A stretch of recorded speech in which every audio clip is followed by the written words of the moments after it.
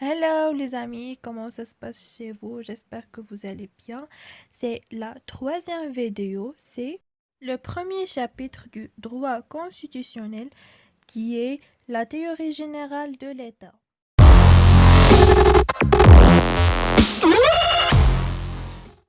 On va définir l'État. D'abord, le mot est d'origine latine, ce qui signifie stable, comme chez les Grecs et les Romains. Selon André Henriot, l'État est l'encadrement juridique des phénomènes politiques. Prenez aussi cette bonne définition de Malbert. Étudions à quoi sert l'État. Étudions alors les trois théories utiles pour répondre à cette question.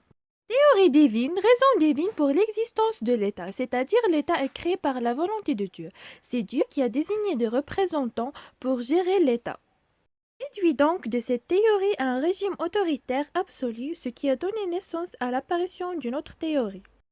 C'est la théorie du contrat social laïque qui vient de loi. On a trois philosophes, Jean-Luc, Jean-Jacques Rousseau et Thomas Hobbes.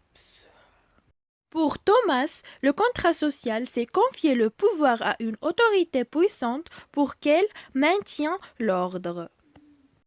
Pour Jean-Luc, de nature, l'État est un état de paix et de liberté. Elle manque juste la garantie de l'ordre, sécurité et bonheur. On a ici Jean-Jacques Rousseau qui prétend que les hommes sont trouvés originairement dans un état de nature où il était délié de tout lien social. Pour la théorie marxisme, l'État ne devrait pas exister. L'État pourra disparaître complètement lorsque la société aura réalisé ce principe. Passons à les conditions de l'existence de l'État. L'État s'envisage selon trois éléments sans lesquels il n'existait pas. D'abord, le territoire. Un espace géographique appartient à l'État délimité par des frontières soit artificielles par accord, soit naturelles. Deuxième élément, population, groupe des individus qui se sentent unis les uns les autres par des liens à la fois matériels et spirituels. Ces individus peuvent être nationaux, double nationaux, étrangers ou apatrides. Apatride veut dire sans nationalité. Troisième élément, pouvoir ou autorité politique. Un État a besoin d'une autorité pour exercer sa souveraineté totale. C'est pour imposer les lois et les ordres, organiser la vie entre les citoyens et lutter contre l'invasion. C'est manque de la paix. Une autorité doit être légitime et il y en a trois sortes. Légitimité charismatique.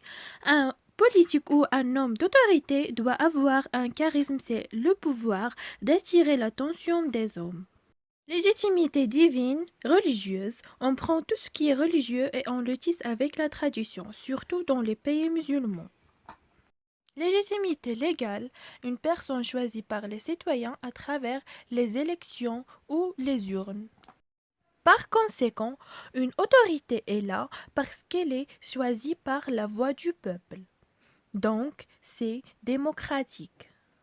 Passons à parler de la souveraineté. Un État est souverain et un État indépendant, autonome. Il n'attend pas la direction des autres États. La souveraineté peut être absolue, c'est-à-dire totale, ou elle peut être relative. Par exemple, au Maroc, on n'a pas une souveraineté totale, parce que le Maroc a des dettes internationales. Il est obligé d'accepter les réformes qu'on lui impose. Et voilà mes amis, je viens de terminer la première vidéo du premier chapitre du cours du droit constitutionnel. Merci mes chers pour votre attention. Je reviendrai Inch'Allah dans une prochaine vidéo du cours du droit constitutionnel.